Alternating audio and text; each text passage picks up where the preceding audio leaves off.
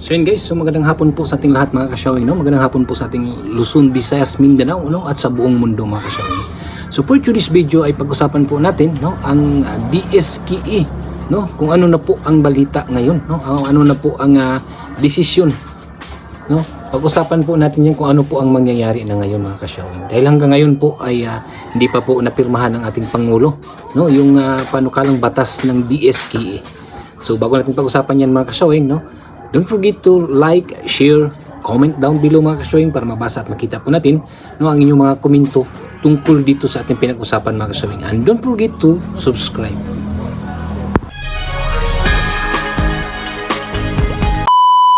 So yun na nga mga kasyawing, no? Hanggang ngayon ay hindi pa po napirmahan po ng ating Pangulo. So tatlong linggo na po mahigit, no? Dahil yung isinadmit po ng Congress yung panukalang batas is first week po ng June. So uno na bukas ng July, no? Isang linggo na lang siguro o ilang araw na lang bago po matapos yung 30 days na ibinigay po ng schedule, no? At ano ba ang mangyayari kung hindi ba mapipirmahan ng ating Pangulo, no, hanggang 30 days, no? Ano ba ang desisyon ng ating Pangulo, no? Gagawin na ba niya lapse into law, no? Para hayaan na lang niya hindi pipirmahan dahil kasi ilang araw na lang, no? Siguro sa akin pong sa isip mga kasyawing, no, baka po hindi pipirmahan ng ating Pangulo yan at hayaan na lang na maging lapse into law. Kasi, no, pag may magreklamo po, halimbawa magreklamo po si Atty. Macalintal sa Supreme Court kung magiging batas siya na hindi niya pirmahan, no, labas si Pangulo, no, dahil hindi magreklamo si Atty. Macalintal, no, na ganun, na bakit i-postpone yung eleksyon, ilabas po si Pangulo natin, no, Pangulong Bongbong Marcos, dahil hindi naman niya pinipinibahan ni, no? Nagiging batas po siya dahil lumampas po ng 30 days na hindi niya napirmahan. Yun po siguro ang gusto ng ating Pangulo, no, dahil sigurado po talaga pag pipirmahan niya, no, ang panukalang BSKE sa November 2, 2026 ay siguradong mayroon pong magrereklamo, no, sa Supreme Court, no? Talagang mayroon yan. Kaya siguro ang gagawin na lang ng ating Pangulo, no, ay hayaan na lang niya na lumampas sa 30 days, no? Dahil kung mayroong mareklamo sa Supreme Court ay labas po siya dahil hindi naman niya napirmahan, di ba? At kahit hindi po napirmahan yan mga kasyawing, no, ng ating Pangulo, ay magiging batas din yan, no? Magiging batas din dahil yun po ang nakalagay po sa ating batas po sa ating Pilipinas mga kasyawing, no? Na kung hindi po napipirmahan ng ating Pangulo na lumampas po ng 30 days ay magiging automatic na magiging batas po yan. At sigurado yan, no, na mayroon pong magrereklamo yan sa Supreme Court. At magrereklamo po sa Supreme Court, alam niyo naman, di ba, ang bagal po, no, ng proseso sa ating Supreme Court mga kasyawing, no? So paano yan? I-deklara nilang bawal. Paano na?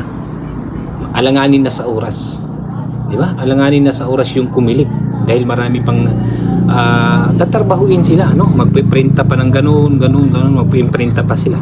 So alanganin na sa oras, no? Tapos ibalik nila, kung halimbawa ibito, ibalik nila sa Congress. Matagal nga ang matatagalan talaga.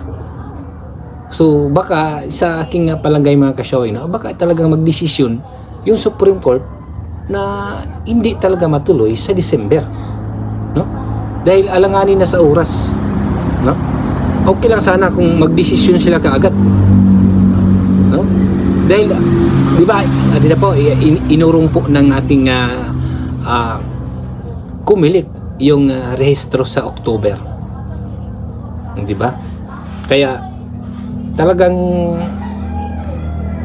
abangan na lang po talaga natin mga ka-showing, no? Yun po ay abangan natin ang desisyon po ng ating Pangulo kung yun ba'y pipirmahan po niya dahil meron pang isang linggo or ilang araw na lang bago po matapos yung 30 days na binigay po na pipirma na binigay na araw para magiging mapirmahan po ng ating Pangulo yung panukalang batas ng BSKE, no? Pero kung hindi naman talaga yan mapipirmahan niya, no, ay talagang automatic talaga yan na magiging batas. Pero talagang mayroong magrereklamo yan, no? Magrereklamo sa Supreme Court. At siyempre decision yung Supreme Court niyan, no? Dahil alanganin na sa oras talaga yan, no? Alanganin na sa oras, marami pang gagawin ng kumilit. Kaya magdesisyon yung kumilit na yan o magdesisyon yung Supreme Court na ipagpaliban na lang natin dahil ganito, ganun, di ba? Kaya malabo talaga na matuloy talaga yung eleksyon sa December, mga ka-showing. So abangan na lang natin, no, sa mga ilang araw dahil desisyon na lang po ng ating Pangulo talaga yung BSKE, panukalang batas, mga ka-showing, upang maging batas, mga ka-showing.